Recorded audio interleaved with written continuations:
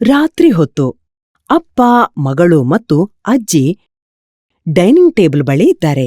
ತಿನ್ನುವ ಮುನ್ನ ಅಪ್ಪ ಶರ್ಟಿನ ತೋಳನ್ನು ಮಡಚುತ್ತಾ ಬೇಸರದ ಧ್ವನಿಯಲ್ಲಿ ಹೇಳ್ತಾರೆ, ಇವತ್ತು ಕ್ಯಾಬ್ ಸಿಗ್ಲೇ ಇಲ್ಲ ಗೊತ್ತಾ?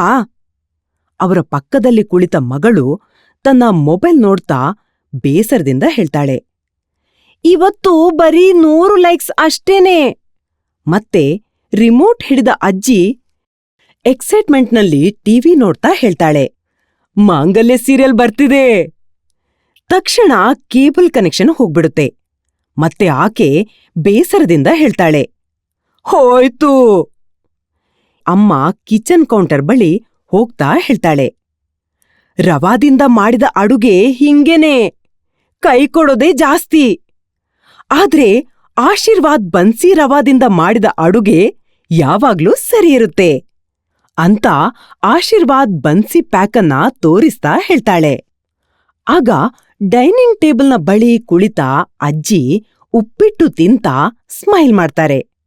ಅಪ್ಪ ಮಗಳು ಕೂಡ ಉಪ್ಪಿಟ್ಟು ತಿಂತಾ ಹೇಳ್ತಾರೆ, ಸೂಪರ್. ರವಾದ ಕಣಗಳು ಒಂದು ಪಾತ್ರೆಗೆ ಹಾಕಲ್ಪಡುತ್ತವೆ. ಕಣಗಳು ಏಕಸಮಾನವಾಗಿದ್ದು ಒಂದೇ ಗಾತ್ರದಲ್ಲಿ ಕಾಣ್ತವೆ. ಹಿನ್ನೆಲೆಯಲ್ಲಿ ಧ್ವನಿ ಕೇಳಿಬರುತ್ತೆ.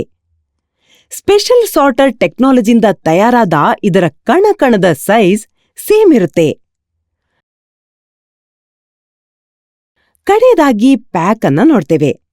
ಹಿನ್ನೆಲೆಯಲ್ಲಿ ಧ್ವನಿ ಕೇಳಿಬರುತ್ತೆ, ಹೊಸ ಆಶೀರ್ವಾದ್ ಬನ್ಸಿ ರವಾ.